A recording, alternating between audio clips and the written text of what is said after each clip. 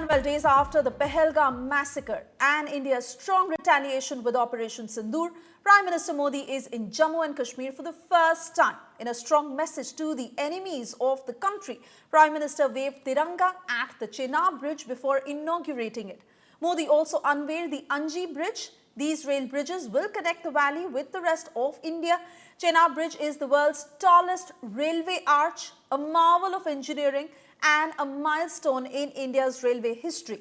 Prime Minister Modi lauded the project and he said that this project will attract a lot of tourists and Chenab Bridge will become the new tourist hub as it is taller than the Eiffel Tower.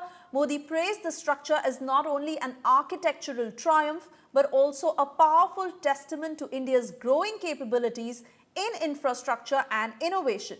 Prime Minister Narendra Modi also flagged off 2 Vande Bharat Express trains from Katra railway station that will boost the connectivity between India and the rest of the nation. Modi was also seen on board the train interacting with students. Chenab bridge दुनिया का सबसे ऊंचा railway arch bridge है। लोग France में, Paris में Eiffel tower देखने के लिए जाते हैं और ये ब्रिज एफिल टावर से भी बहुत ऊंचा है। नेक इरादा है, अपार पुरुषार्थ है। साथियों, चेनाब ब्रिज हो या फिर अंजी ब्रिज, ये जम्मू की और कश्मीर की दोनों क्षेत्रों की समृद्धि का जरिया बनेंगे। जम्मू और कश्मीर की रेल कनेक्टिविटी दोनों क्षेत्रों के कारोबारियों के लिए नए अवसर बनाएगी। इससे यहां की इंडस्ट्री को गति मिलेगी।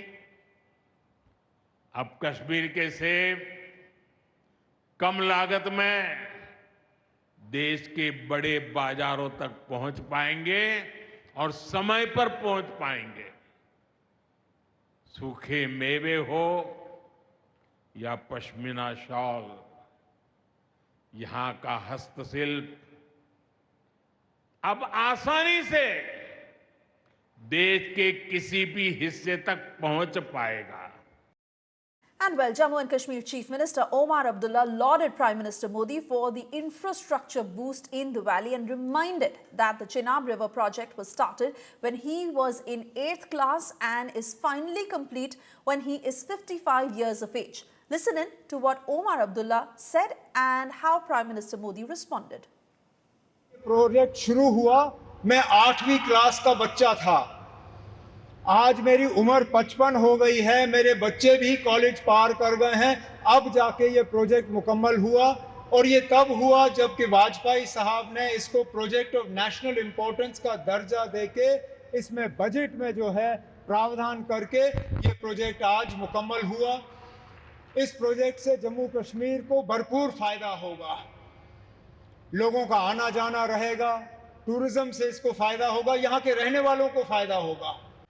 जम्मू कश्मीर की अनेक पीढ़ियां रेल कनेक्टिविटी का सपना देखते देखते गुजर गई। मैं कल सीएम उमर अब्दुल्ला जी का एक बयान देख रहा था और अभी भाषण में भी बताया।